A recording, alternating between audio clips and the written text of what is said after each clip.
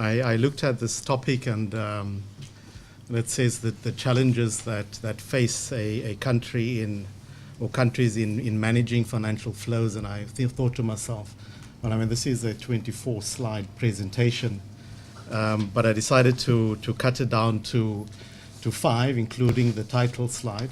So it's going to come across as driving to work and observing the headlines of the articles that are going to be in the newspaper for that day.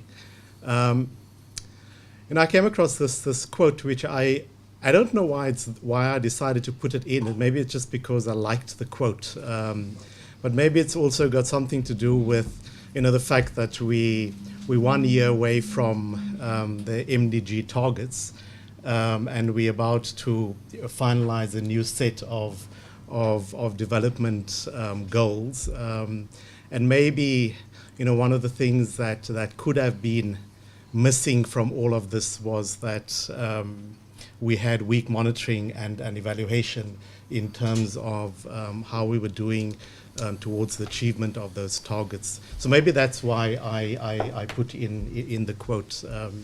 But I did think that it is something that we probably need to start thinking about as we move forward.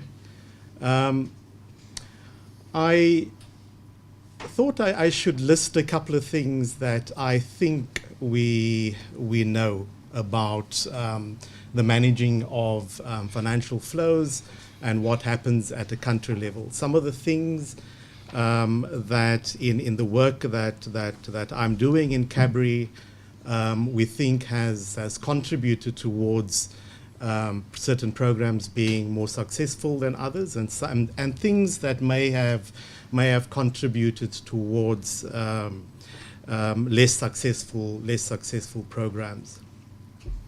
I mean, now that we're speaking about the MDGs, I think it's quite important that as we move towards the SDGs, that we see them as useful inputs into the national development plans, but they cannot be the country plan. And the point here really is that country ownership is important, and that we need to ensure that we protect policy sovereignty, because what we have certainly seen is that political buy-in is critical. I think a very important point also to make is that the achievement of these goals are not going to be solely about the levels of financing. And I will take one example later of education spending in South Africa, which I think strongly illustrates this point, that there are a lot more other things that need to happen, maybe things that are more important than just financing. Okay. The quality of the spending is going to be crucial. Focus very strongly on value for money throughout the process. And I'll also get back to the point on value for money, especially when looking at programs that are considered to be priority programs for governments.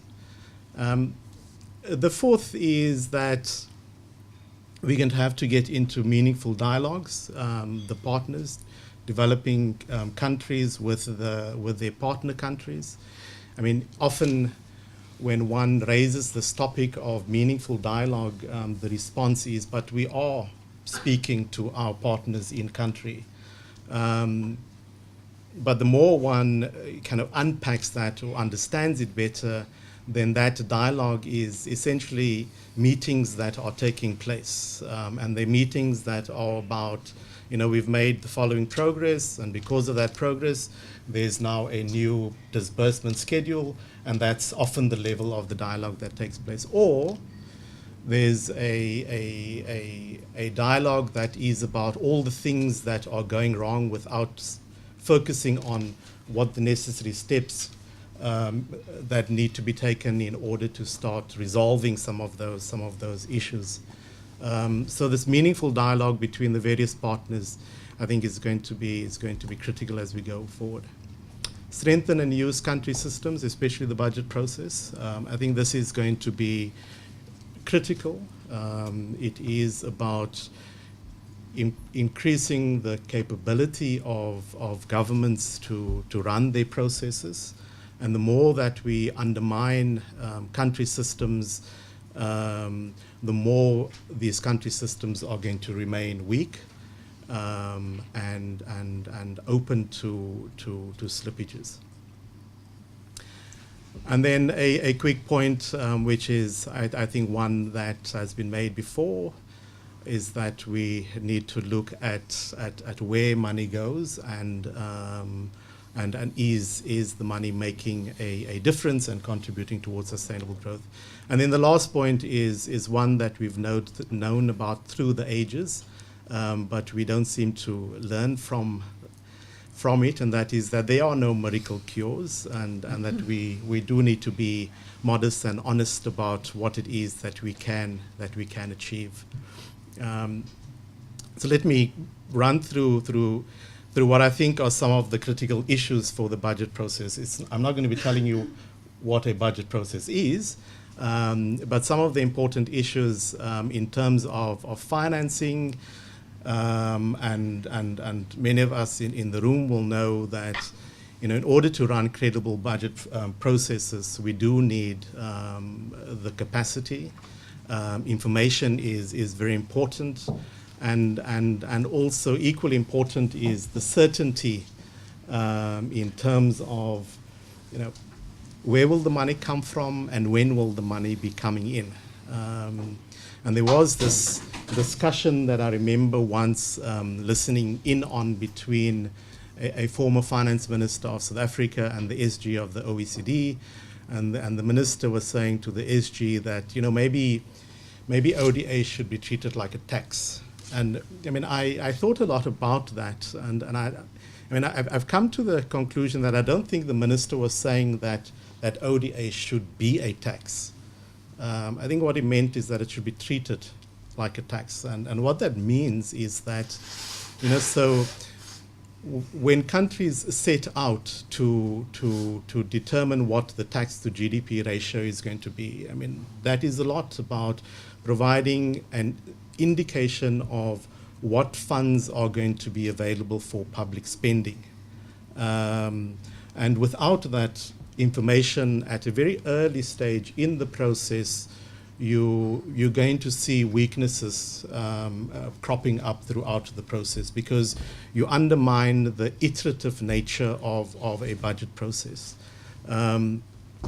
So we've often wondered what would prevent, and maybe this is something that we can go into a discussion, what prevents development partners from providing indicative amounts of what is going to be allocated to a country, and the performance of the country then depends in the same way that taxes do, when a country performs better in terms of their plans that they've set out. So three points there.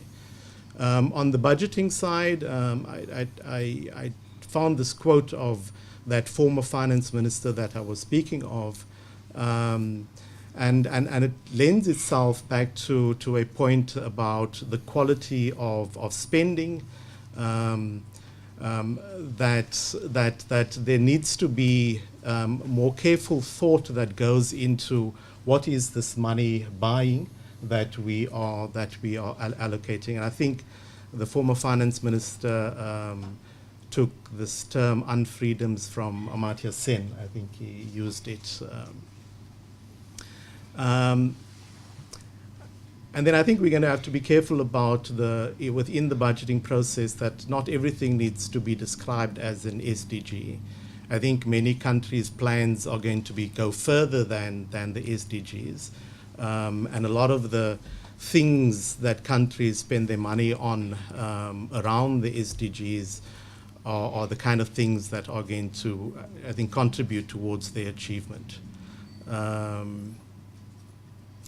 And then on expenditure, in the point on value for money, that CABRI has been doing quite a bit of work on in agriculture, finance, education, and health.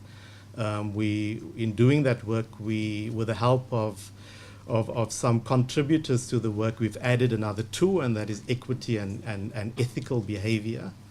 And the 2 points that I'd like to make about ethical behavior, and maybe this comes back to the quote, is that we need to be modest about what can be achieved. And the small print here is, do not claim that a once-off act of charity will eradicate poverty. Many of you know the reference that I am alluding to, so I don't have to share that. And then be honest about successes and failure, and maybe this comes back to the quote, somebody is watching, and I think as we enter the next period, I think we should ensure that what it is that we do, that there's always somebody that's going to be watching. I mean, it's obviously I'm not referring to your private lives here. This is in terms of you. Okay.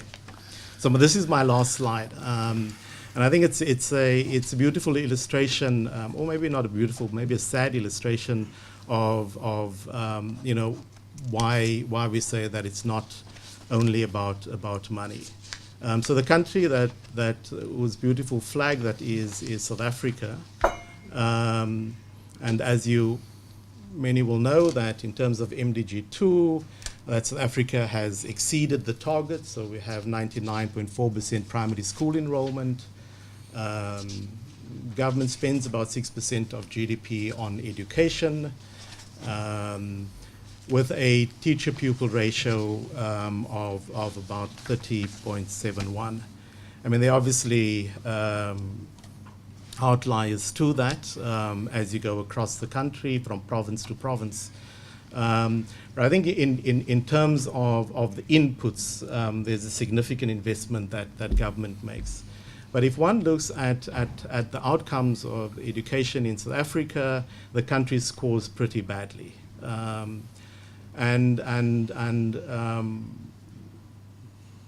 think at the admission of the South African government, the things that they need to start looking at that has been neglected is teacher attendance.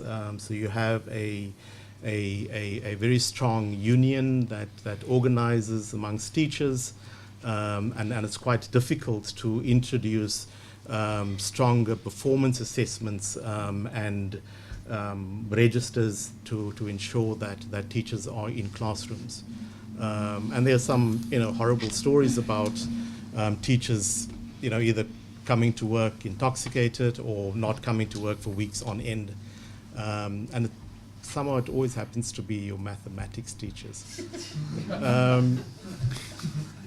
And we've not looked at, so you have this primary school enrollment, but you're not monitoring whether children that are coming into the system are staying in the system for more than 5 years.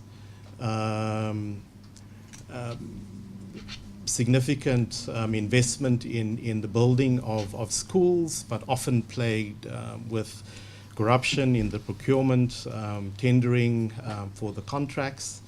And then, what some of you may know, there is a free, there are free schools in South Africa, and part of that includes free learning material. And we recently had a case where free learning material was procured, but spent about 8 months in a warehouse before somebody realized that the learning material should have been in the classrooms.